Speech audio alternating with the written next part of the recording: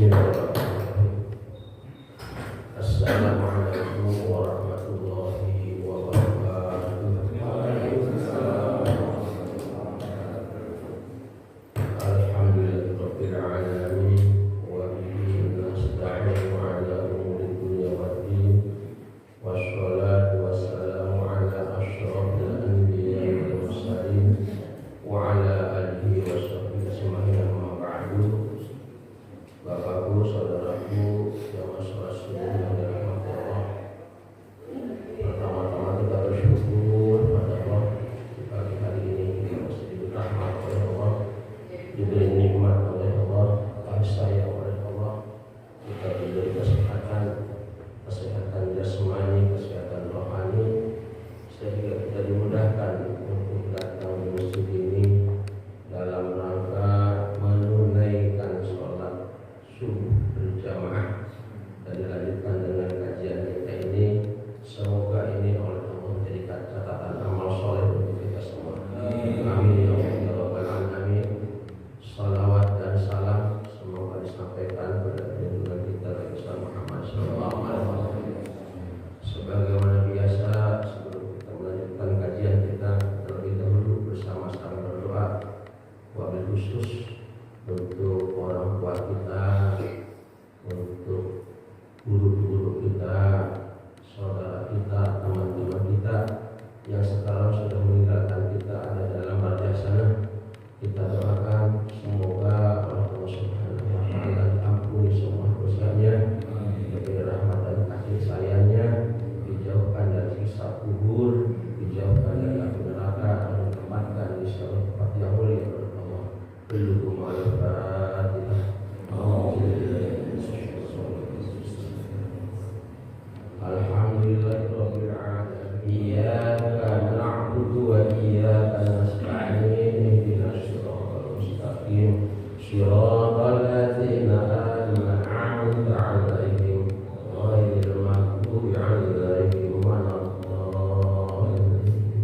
Kita mintakan kepada Allah, wabil khusus untuk saudara-saudara kita yang sedang sakit, baik sakit jasmani maupun rohani. Yang sedang sakit jasmani semoga lekas diangkat penyakitnya oleh Allah, yang sedang sakit rohani semoga Allah memberikan hidayahnya. Belum al-Fatihah.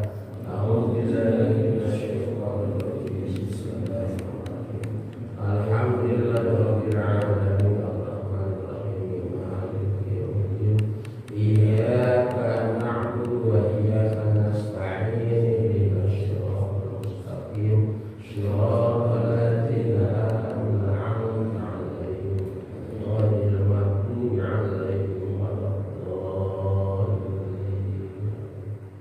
Yang terakhir kita mohon Allah untuk anak-anak ya Allah, ya Rahman ya Rahim, jadikan anak-anak kami anak-anak saleh, anak-anak yang sehat, yang cerdas hati. Ya Allah, jadikan anak-anak kami anak yang berguna untuk agama, bangsa dan negara. Ya Allah, belum al-Fatihah.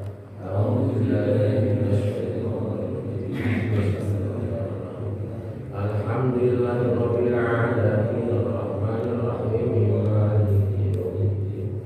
Iyyaka na'budu wa iyyaka nasta'in. Ihdinas siratal mustaqim. Shiratal ladzina an'amta 'alaihim ghairil maghdubi 'alaihim waladdallin. Kita lanjutkan kita masih di keutamaan istighfar.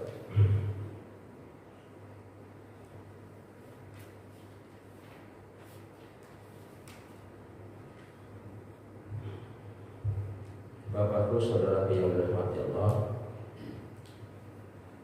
ada hadis Rasul yang mengatakan orang mukmin yang baik itu adalah orang mukmin yang melupakan semua amal-amal baiknya dan mengingat semua dosa-dosanya. Jadi kalau amal baiknya selalu dilupakan, dosa-dosanya selalu diingat. Maksudnya supaya apa? Supaya ketika orang berbuat baik itu mengikhlaskan pada amal-amal solehnya dan kemudian mengingat dosa-dosanya supaya senantiasa membaca istighfar atau minta ampunan kepada Allah. Nah begitu. Jadi yang jadi pertanyaan kita sekarang adalah kebiasaan kita makan terbalik. Justru tidak sedikit di antara kita itu kadang-kadang yang sering diungkapkan, dibicarakan adalah masalah-masalah apa yang telah dilakukan yang berupa kebaikan, dan yang dilupakan adalah dosa-dosa kita.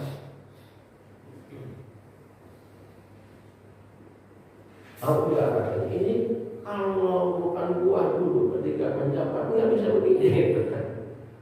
Kalau bukan saya itu nggak bisa begitu gitu. Itu jadi terus mengungkap tentang kebaikan-kebaikan yang telah dilakukan. Padahal kata Rasul itu belum tentu diterima katanya kebaikan itu. Ikhlaskan kebaikan. Justru dosa-dosa yang banyak kita lupakan malah ditumpuk dengan dosa-dosa berikutnya.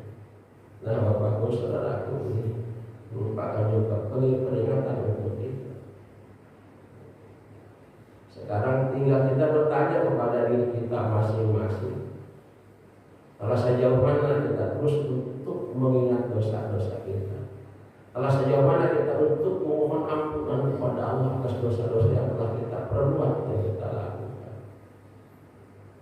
Kadang-kadang kita memang seperti kita lain halnya dengan orang-orang yang tingkatannya menjadi orang yang soleh. Kalau orang-orang yang soleh kebalikan dari kita. Orang-orang yang soleh itu sedikit melakukan dosa, tapi banyak ingatnya kepada dosa-dosa itu. Orang seperti kita adalah orang yang banyak melakukan dosa, banyak lupanya terhadap dosa-dosa itu. Nah itu. Siapa orang soleh itu? Orang soleh itu ketika orang itu diberi nikmat oleh Allah, disyukuri nikmat itu. Dan ketika dikasih musibah, coba Allah bersabar orang itu. Dan dilandasi apa yang dilakukannya dengan keikhlasan. Itu tanda-tanda orang yang soleh. Jadi berbuat segala sesuatu itu landasannya ikhlas. Selalu minta ampunan kepada Allah sesuai dengan tuntunan Rasul. Rasul ada yang maksum, Rasul yang dijamin masuk surga adalah minta ampunan tidak kurang 100 kali dalam sehari semalam. Makanya kita harus banyak bertanya kepada diri kita. Artinya apa yang telah kita lakukan selama hidup ini? Kenapa? Karena harus yakin kita. Semua harus aluna yawma idzin 'anil na'im nanti. Setelah kembali kita kepada Allah, nanti kita akan ditanya tentang nikmat-nikmat Allah yang diberikan kepada kita. Bulan, kau diberi umur 70 tahun, 80 tahun, dimanfaatkan buat apa begitu? Ditanya, itu nikmat itu dari Allah. Bulan, engkau diberi kesempatan ketika hidup, nikmat dari Allah untuk jadi pejabat, jadi petinggi. Dimanfaatkan untuk apa jabatan itu? Dimanfaatkan untuk apa selama engkau diberi kekuasaan itu?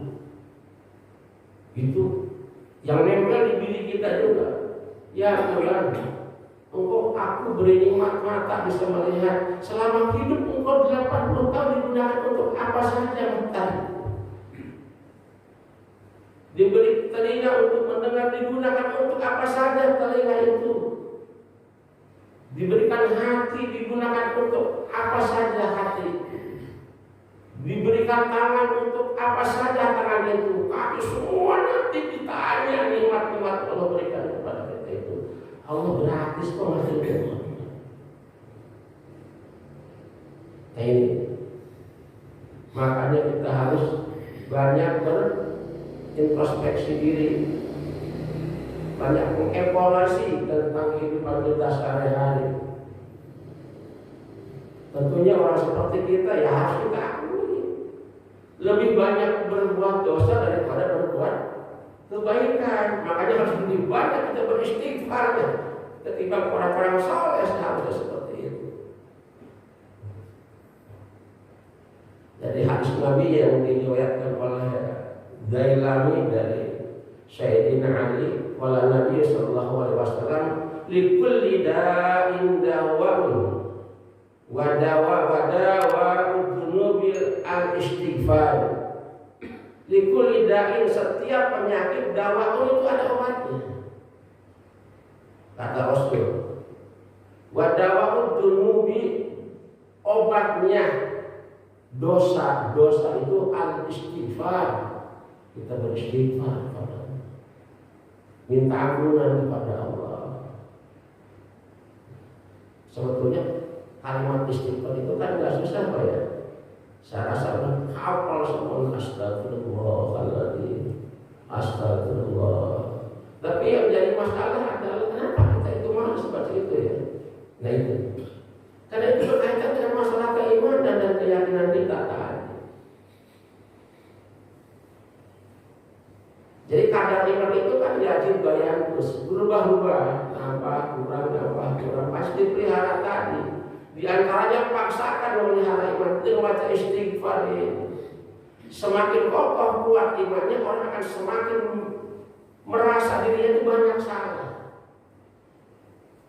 Akan semakin dirinya terus banyak mohon ampunan kepada Allah.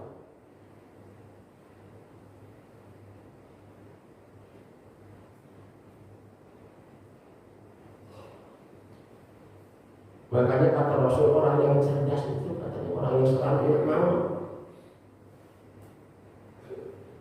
Ingat mama, karena waktu hak pun pasti ya. Enggak karena bakal maksud wa ilaina turja'un kata Allah. Kasihan itu akan kembali kepada kami. Semuanya akan kembali. Tapi kadang-kadang kita lupa juga kepada Allah.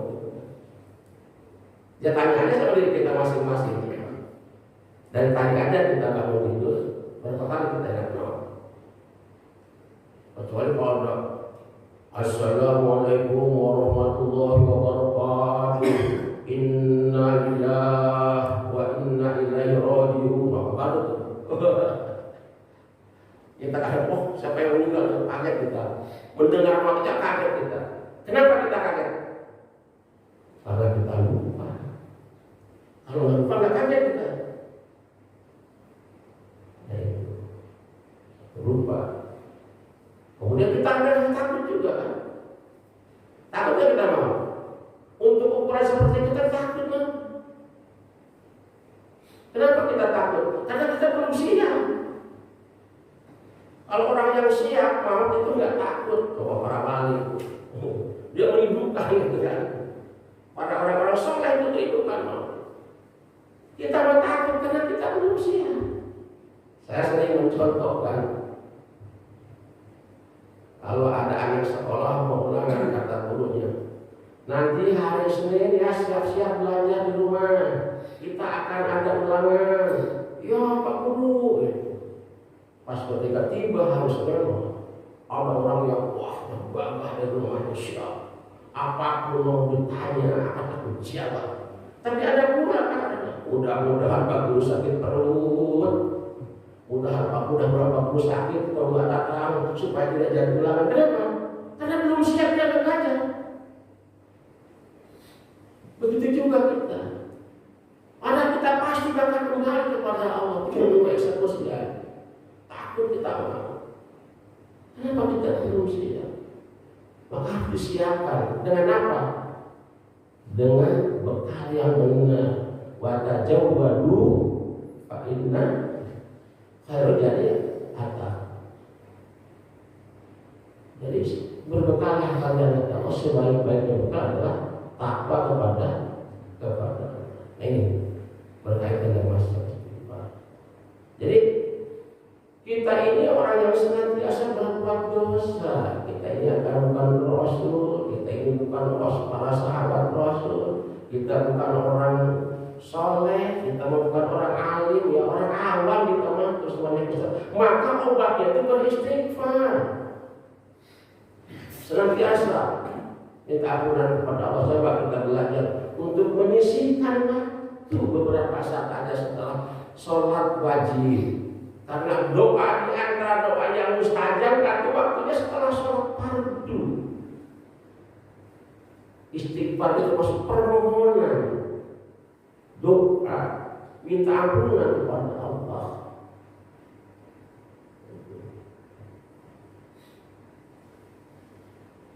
Harus dibiasakan, diluangkan waktu itu. Terutama kata Rasul di waktu menjelang siang dan waktu menjelang malam. Itu waktunya. Menjelang siang adalah setelah sholat subuh. Baca istighfar sebanyak-banyaknya. Bacalah Allah sebanyak-banyaknya. Ya paling tidak seukuran kita mampunya berapa? 33 ya 33. Mampunya ya 71, mampunya 101 ya 101 gitu kan.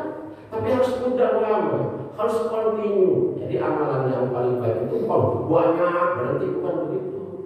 Walaupun hanya misalnya baca istighfar itu 11 kali, tapi setiap baca sholat dibaca itu istighfar 11. Itulah yang amalan yang bagus menurut Rasul seperti itu.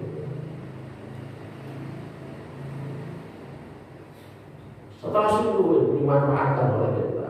Ya, 5 menit lah paling juga. 21 hari, enggak sampai 5 menit. Baca istighfar 21 kali. Dengan doa khusus, mintakan kepada Allah. Ini waktu yang mustahil.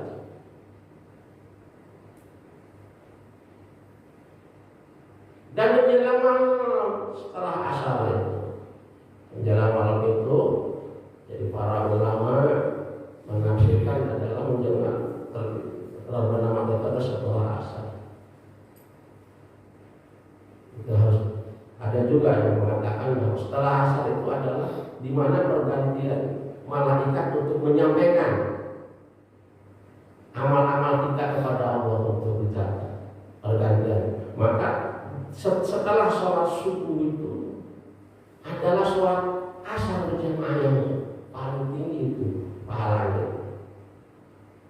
Dijaga itu sholat asar itu. Setelah sholat asar itu seharusnya ya udah kita zikir kalau bisa sampai maghrib.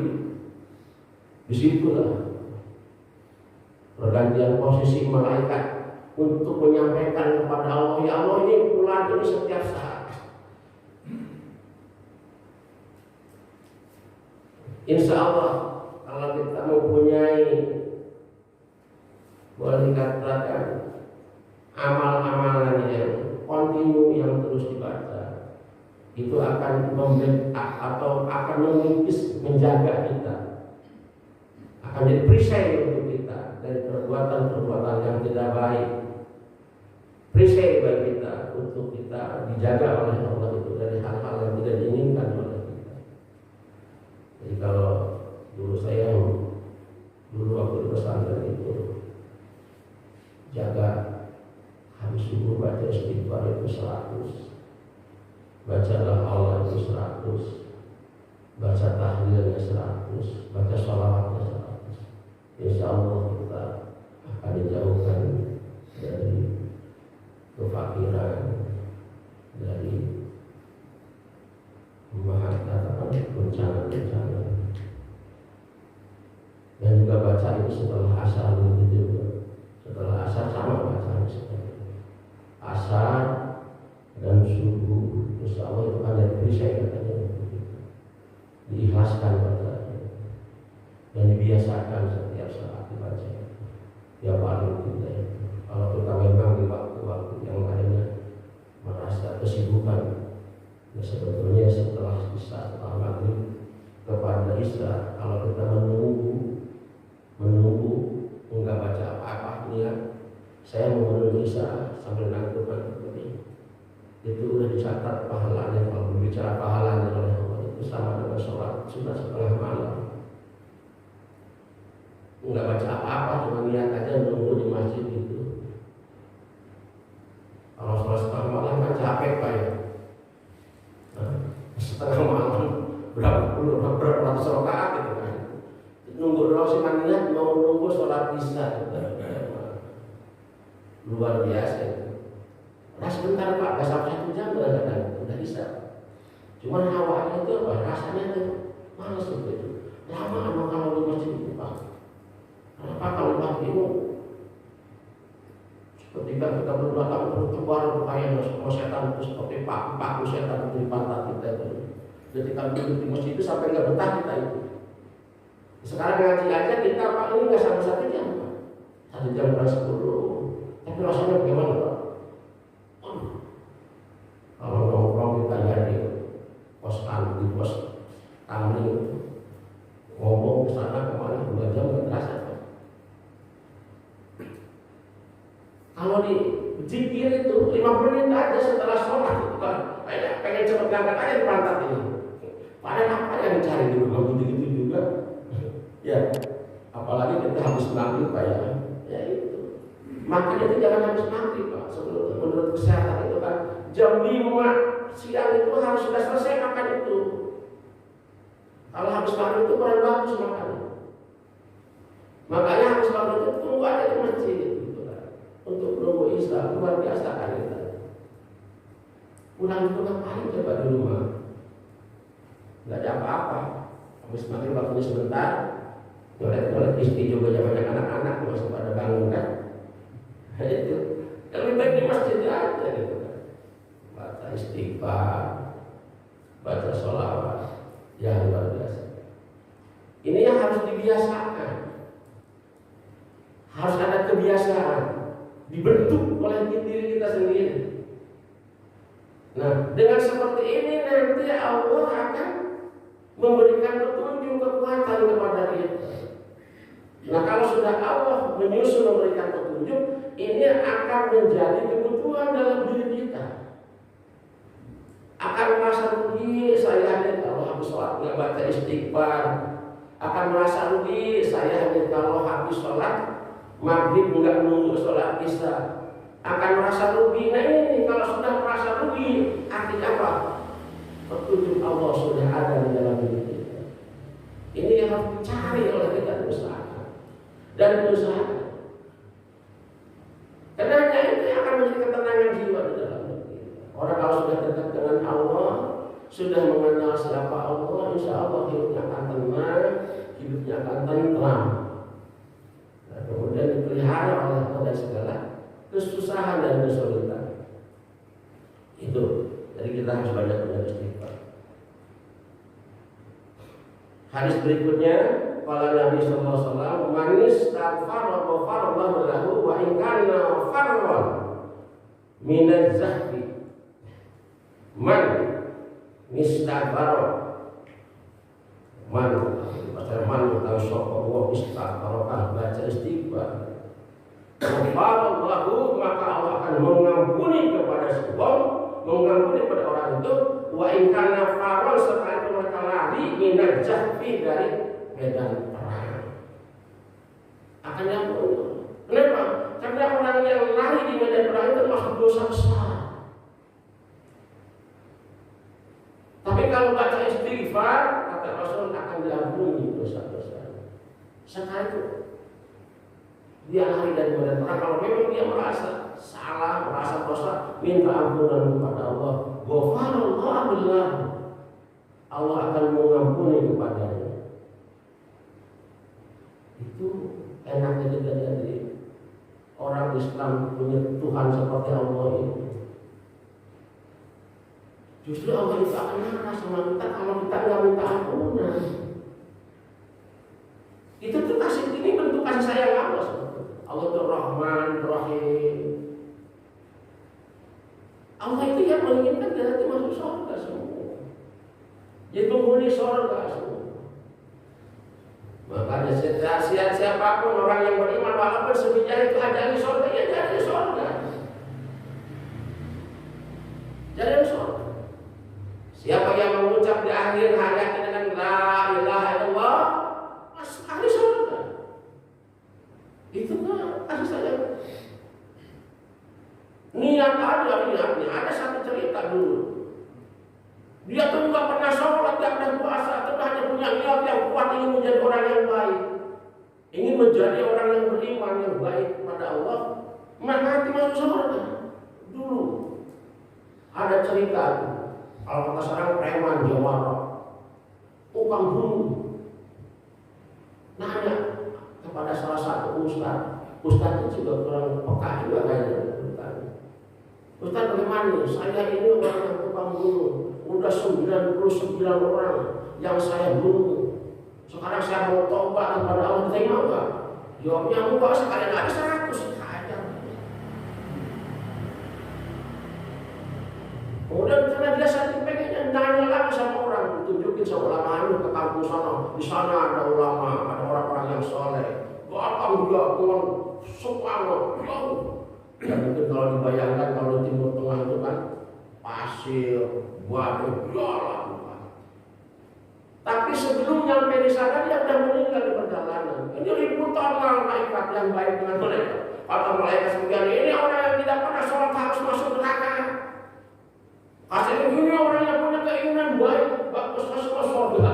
Diukurlah ternyata sedikit lebih dekat kepada tempat yang dituju. Lalu masukkan ke surga. Allah itu maha baik. Maha baik. Bagaimana kurang baiknya Allah itu? Kalau kita berbuat salah, ditulis sesuai dengan kesalahan kita satu. Kalau kita berbuat baik, berlipat-lipat dikasih. Bagaimana kurang baik? Kita masa tidak bersyukur kepada Allah? Allah tidak menuntut apa-apa, cuma manfaatkan dengan sebaik-baiknya nikmat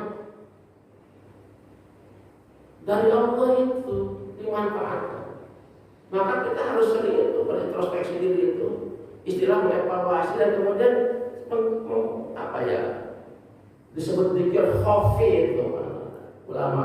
Zikir mengingat Allah dengan khofi, dengan tersembunyi itu kita itu untuk melihat tentang keagungan Allah. Baik yang besar-besar kita melihat bumi, melihat langit, melihat bintang, bulan, matahari, juga yang ada dalam diri kita. Luar biasa ya Allah menciptakan mata untuk kita bisa melihat. Kenapa kadang-kadang kita tidak bersyukur kepada Allah dengan diberinya mata ini bisa melihat? Kecuali mata sudah diambil oleh Allah fungsinya baru terasa teriak-teriakan. Ya Allah, kenapa saya tidak bisa melihat? Kenapa saya tidak bisa melihat? Jangan sampai begitu. Jangan sampai kita ambil nikmat kita oleh Allah baru kita sadar bahwa itu nikmat yang sangat besar. Coba kita tanya sama diri kita masing-masing sekarang. Pernah enggak kita selama ini menganggap mata itu nikmat yang luar biasa besarnya, pendengaran yang luar biasa? Kadang-kadang kita menganggapnya biasa-biasa saja. Kadang-kadang lupa. Kecuali kalau sudah diambil oleh Allah. Nikmat sehat aja kadang-kadang kita tidak bisa memanfaatkan untuk menjadikan ibadah kepada Allah. Lupa kepada Allah. Udah setruk baru. Yang masih bagus masih ingat kepada Allah, sholat setruk. Tapi kemana aja ketika kita sehat? Itu nikmat dari Allah. Allah tidak menuntut apa-apa dan itu pun untuk kita bukan untuk Allah. Allah enggak rugi Pak, kita masuk neraka semua, nggak ada satupun misalnya kita yang masuk surga hanya Rasul aja dengan sahabat kita masuk neraka, nggak rugi Allah itu. Kita masuk surga semua juga Allah tidak untukmu. Itu semuanya adalah untuk kita, untuk manusia.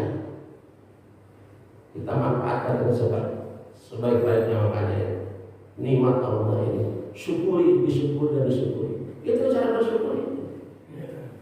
Manfaatkan dengan sebaik-baiknya, kemudian tunduk ruku sujud kepada Allah. Fasholli li rabbika wanhar.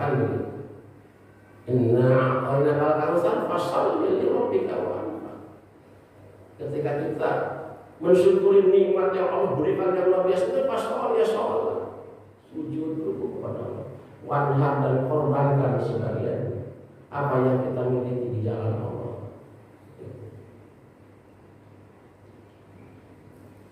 Hadis berikutnya, man qala astaghfirullahal azim alladzi la ilaha illa huwal hayyul qayyum wa atubu ilaih ghufirat dzunubuhu wa in kana qad farra min nazahfi. Nah, hadis ini adalah menguatkan hadis yang di atas. Jadi hadis ini diriwayatkan oleh Sunan Abu Daud dan Tirmidzi, Ibnu Mas'ud. Jadi menguatkan hadis yang di atas sama artinya, man siapa orang qala yang terus memohon atau meminta atau mengucapkan astagfirullahaladzim, astagfirullahaladzim, alladzi la ilaha illa huwal hayyul qayyum wa atubu ilaihi, ghufira, ampuni dulu semua dosanya, wa in kana qad farrat min az-zahfi, sekalipun betul-betul orang itu memang lari dari medan perang. Jadi astagfirullahaladzim, alladzi la ilaha illa huwal hayyul qayyum wa atubu ilaihi, astagfirullahaladzim, alladzi la ilaha illa huwal hayyul qayyum wa atubu ilaihi.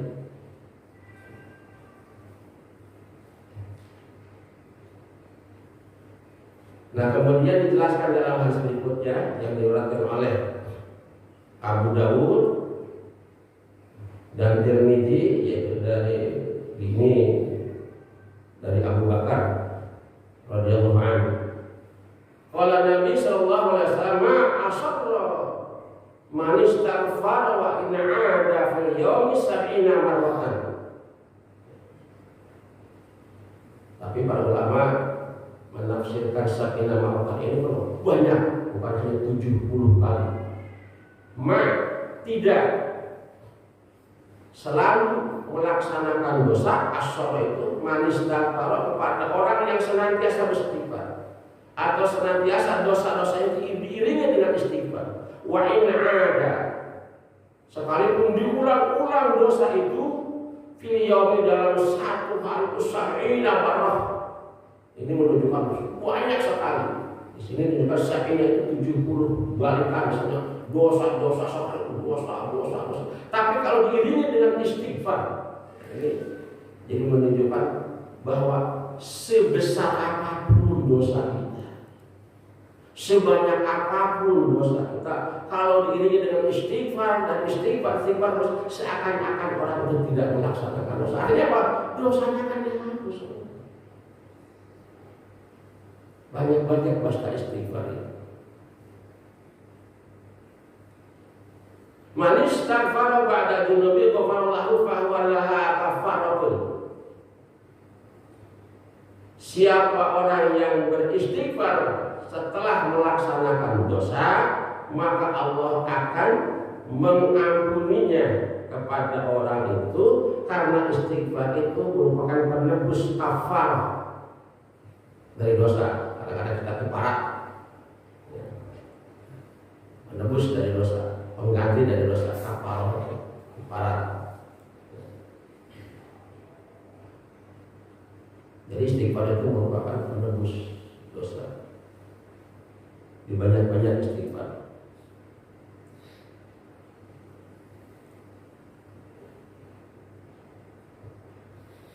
Hadis berikutnya, qala Nabi sallallahu alaihi wasallam, idza kasura ala ahadikumud dzunub falyatlub al-maghfirata bil istighfar.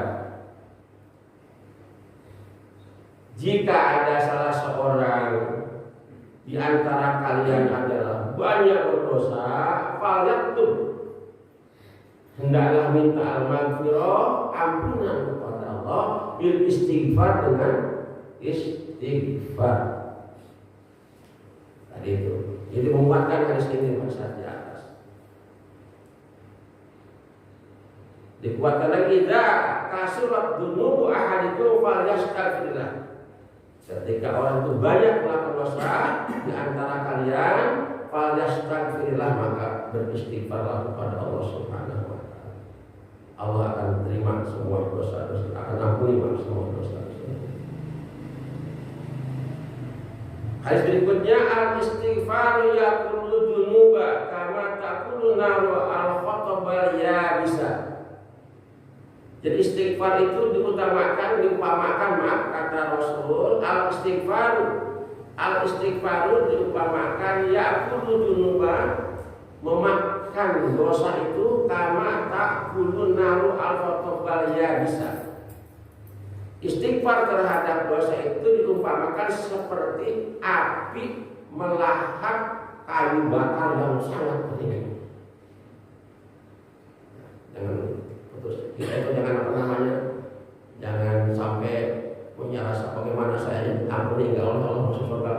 Yakin aja kita, kalau memang yakin Allah itu Tuhan kita, terus yakin Allah akan mengampuni kita dari istighfar, insya Allah kita akan jadi ahli surga semua. Ahli surga semua kita ya. Kata Gus Muhammad, kita jangan nakut-nakutin umat. Kita itu kalau sudah beriman jadi ahli surga semua. Cuman mungkin prosesnya yang beda-beda Pak ya. Soalnya itu ada tingkatan-tingkatan, proses yang berbeda-beda. Ya tadi yang tidak sempat beristighfar, ada iman, nah tetap masuk surga Pak. Tapi dibersihin dulu, kan? Makanya lebih baik kita nanti di akhirat masuk ke neraka dulu, boleh istighfar di sini. Kalau kita beristighfar di dunia, ketika itu diampuni dosa kita bersih. Ketika kita mati, nanti diberi kesenangan oleh Allah dalam kerja. Masuk akhirat, nanti kita masuk surga kan? Tapi kalau kita mati membawa dosa, tidak beristighfar, nah ini akan jadi masalah kita. Masuk surga, enggak masuk surga orang-orang Islam itu walaupun hanya sebiji jarak imannya, tapi harus dibersihin dulu kan. Di mana dibersihannya? Ya di neraka gitu kan. Mau masuk neraka dulu, jangan ente neraka itu gitu kan. Orang mungkin itu masuk surga semua, tapi itu prosesnya itu Pak.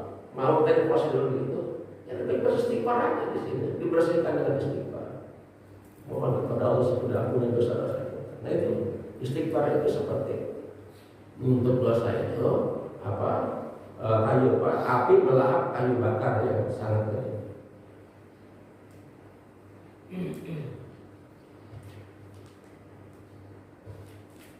Kita harus nah, hadis berikutnya yang menjelaskan, man aksara minal istighfari ja'alallahu lahu min kulli ham farajan wa min kulli dhikin makhrajan wa rajaqahu Allahu bil hisla yahtasib. Man, siapa orang aksara yang memperbanyak banyak baca istighfar, ja'alallahu lahu, maka Allah akan memberikan kepada orang itu min kulli hamin, dari kesedihan akan menjadi lapang. Kalau banyak baca istighfar, orang yang sedih akan menjadi lapang. Wa min kulli dhikin makhrajan, yang tadinya sempit akan menjadi luas, akan diberi jalan keluar dari kesempitannya itu, akan jalan keluar dari kesusahannya itu. Baca istighfar itu ditolong oleh Allah. Pertama, orang yang tadinya sedih akan menjadi bahagia, senang, akan menjadi lapang. Yang tadinya dalam kesempitan akan diberi jalan keluar oleh Allah. Wa rajaqahu Allahu min haitsu la yahtasib. Dan orang yang banyak baca istighfar, Allah akan berikan rezeki haitsu la yahtasib, rezeki yang tidak diduga-duga. Banyak-banyak baca istighfar akan diberi rezeki yang tidak diduga-duga. Man lazimal istighfar ja'alallahu lahu min kulli dzikrin makhrajan wa min kulli hammin farajan wa rajaqahu min haitsu la yahtasib. Ini hadis ini menguatkan hadis yang di atas. Cuman bedanya ada kalimat lazimil istighfar. Lazim ini yang tadi adalah memendawakan, membiasakan. Orang yang membiasakan baca istighfar, kata Rasulullah, Allah akan memberikan kelapangan kepada orang yang sedang kesusahan, akan memberikan jalan keluar kepada orang yang sedang sempit dalam hidupnya, dan akan memberikan rezeki hasil yahtasib. Artinya apa? Di sini tegaskan lagi, bukan hanya sekedar baca istighfar, tapi harus dibiasakan ya. Jadi dimudawamah, continue lah kalau bahasa katanya baca istighfar itu harus bisa. Ini ada Bapakku saudara rahmati Allah. Mudah-mudahan kita orang-orang yang senantiasa terus istighfar kepada Allah. Intinya kita menjadi orang yang mendapat ampunan Allah, kasih sayang Allah, dan tentunya kita disatukan dengan orang-orang yang saleh di sana, dengan para sahabat dan Rasulullah. Amin ya rabbal alamin. Ada yang perlu didiskusikan tentang istighfar?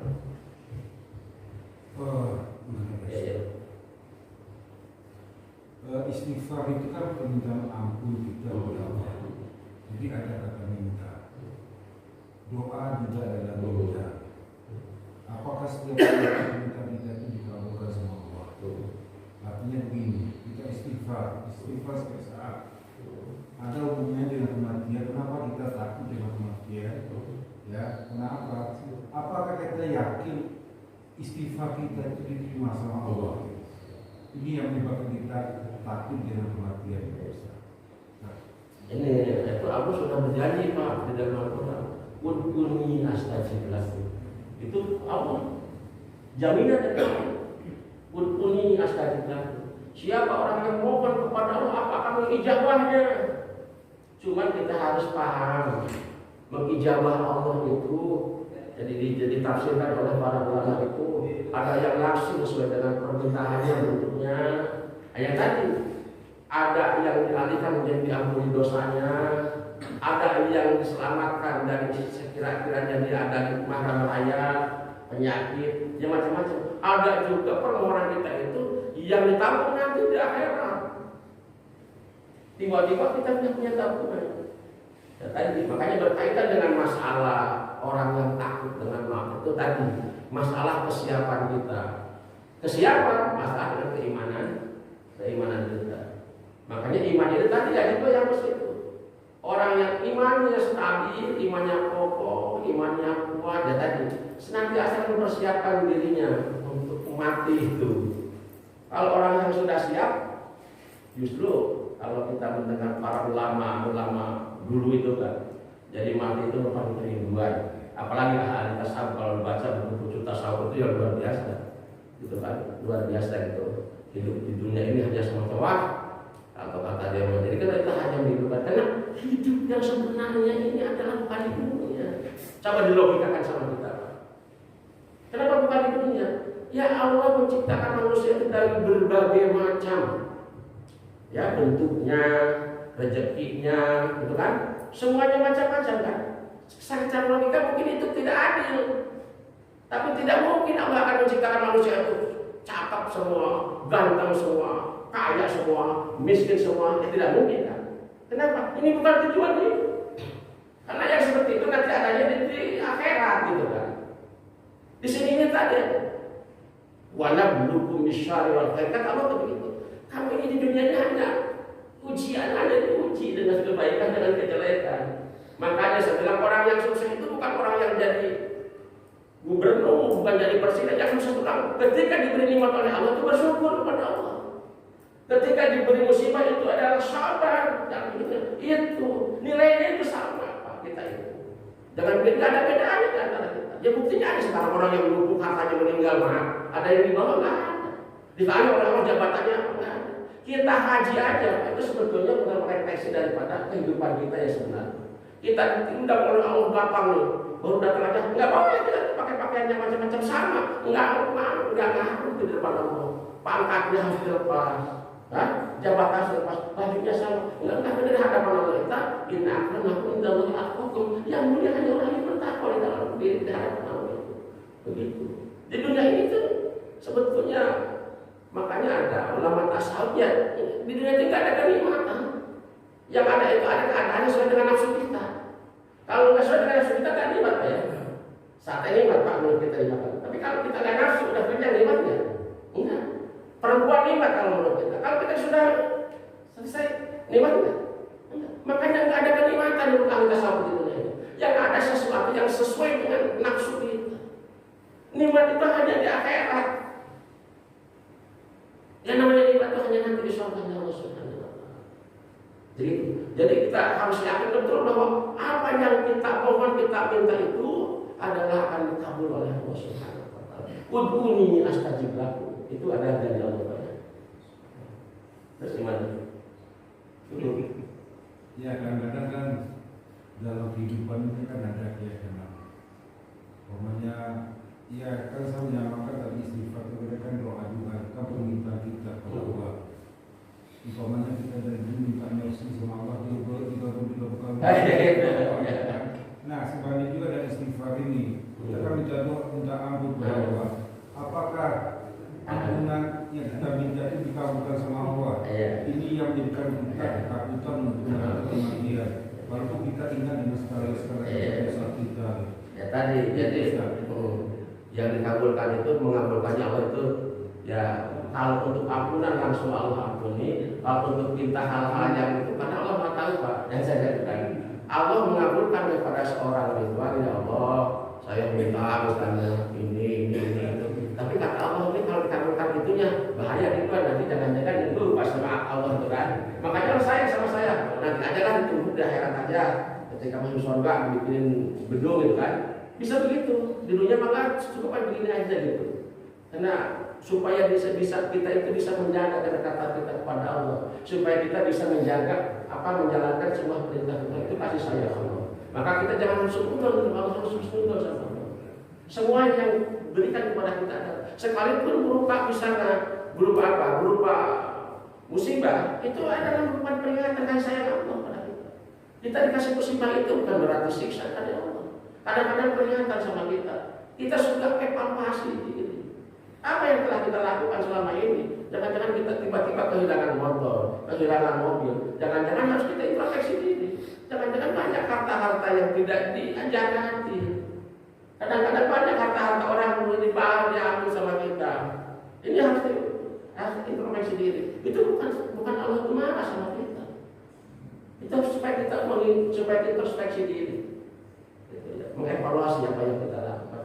Semuanya Allah itu Rahman Rahim itu Allah Maha Pengasih, Maha Penyayang, gak ada lah. Tuhan yang baik itu hanya Allah SWT. Kita itu gak dituntut apa-apa kita. Hanya untuk sujud aja pada Allah itu kan. Diberi segala-galanya Allah. Udah di dunia aja gitu, di akhirat loh. Yang intinya nanti di akhirat. Di dunia mah hanya sekadar untuk sarana kita aja Pak, ibadah kepada Allah. Sarana kita bagaimana bisa bersyukur kepada Allah, bisa bersobat kepada Allah. Tapi hidup yang sebenarnya nanti di akhirat. Kalau manusia di neraka, orang kafir di neraka selama-lamanya. Kalau kita di surga, insya Allah kita jadi surga semua. Kita akan menikmati rumahnya surga. Gitu Pak ya. Nanti berkaitan nanti itu saya tadi hal semacam itu ada kerampuan sedikit tadi ini itu dengan masalah keimanan Pak. Kalau kita yakin terus kepada Allah, semuanya adalah dari Allah, semuanya menentukan Allah, Allah akan mengampuni kita. Nah, gitu. Jadi ketika ada suatu hal yang sifatnya negatif kepada kita nggak boleh syukur sama Allah, harus kepada diri kita. Mungkin diri kita ini belum bisa untuk bisa misalnya kita bersyukuri nikmat Allah, belum kita bisa bersabar terhadap apa yang diberikan kepada Allah. Karena semuanya ada untuk menuju surganya Allah dua-duanya. Jadi kita diberi nikmat dan diberi musibah oleh Allah untuk bersobat, itu dua-duanya jalan untuk menuju surganya Allah. Intinya seperti itu. Ya. Nanti bisa direnungkan lagi Pak ya. Nah, makanya sekarang banyak baca istighfar aja tuh. Banyak baca istighfar. Dan Allah akan berikan petunjuk kepada kita. Jadi akan memudahkan kita untuk memahami semua hal permasalahan itu setelah Allah berikan petunjuk kepada kita. Gimana Pak? Ya silakan. Untuk istighfar itu kan hanya untuk menggugurkan dosa-dosa kecil kita. Jadi kalau kita punya dosa besar, mesti kita harus bertobat. Iya. Apalagi dosa kita sesama tetangga sama itu harus kita langsung ke yang Kalau istighfar aja itu karena dosa kita sama Allah. Nah itu. Jadi gini, dosa itu yang alhamdulillah, yang alhamdulillah. Jadi kalau yang alhamdulillah itu bukan hanya sekadar istighfar. Yang alhamdulillah itu kita adalah harus langsung kepada orang yang berkaitan dengan kita. Karena itu agak bahaya juga kalau kita nggak mendapatkan, kalau kita bersalah kepada orang itu, kita harus minta maaf kepada orang itu. Karena maaf itu bukan berarti kita kalah, bukan rendah. Justru orang yang minta maaf itu orang yang baik gitu kan. Nah itu karena hubungannya dengan manusia itu hakul adam namanya, dengan hakul adam dengan manusia. Kalau dengan Allah itu maka dulu ketika saya bersalah itu ada semacam apa ya, tebak-tebakan. Kalau kita jalan ini di tengah perjalanan jauh ke sana jauh kemarin, kita lapar, kalau nggak makan bisa kita mati. Kemudian menemukan ada misalnya bangkai ayam tapi yang masih segar, ada buah pisang yang matang tapi di kebun orang. Kalau bangkai ayam bisa di pinggir kali, itu mana yang dimakan? Gitu. Jangan semakan itu akan bangkai ayam. Kenapa bangkai ayam? Karena yang hablum minallah, langsung dengan Allah kita minta ampunannya. Kan itu haram kalau dimakan. Tapi kalau bisa orang kita harus dari dulu nanti minta maaf kepada Allah. Nah itu. Kemudian dosa besar harus dan tobat. Dan tobat itu kita betul-betul kepada Allah itu tawakal nasuha itu artinya tobat yang memberikan nasihat kepada kita nasuha itu. Apa nasihat itu? Nasihat itu supaya kita tidak melakukan lagi perbuatan seperti itu. Itu. Jadi setelah apa tandanya tawakal nasuha, setelah kita mohon ampunan kepada Allah itu adalah merasa tenang, merasa tentram, begini, dan semua ditumpahkan kepada Allah. Itu suatu tawakal nasuha yang memberikan nasihat. Jadi tobat itu merupakan nasihat kepada kita supaya kita terus bisa memperbaiki diri dengan tobat itu. Nah itu. Ya jadi yang istighfar ini adalah langsung yang dosa-dosa dengan Allah. Dengan manusia masa-masa utang itu harus itu Pak bahaya itu. Makanya Rasulullah itu pertama kali ya itu dengan istighfar aja. Ya nggak cukup. Soalnya begini, ketika ada yang meninggal Rasulullah apa yang ditanya? Utangnya, punya utang nggak kan? Nggak kebayar seluruh sahabat tuh iuran tuh bayar utangnya. Akan dilarang. Utang itu banyak. Kecuali kalau kita mau, kalau yang ditagih mau menghapuskan, nah itu lebih baik lagi.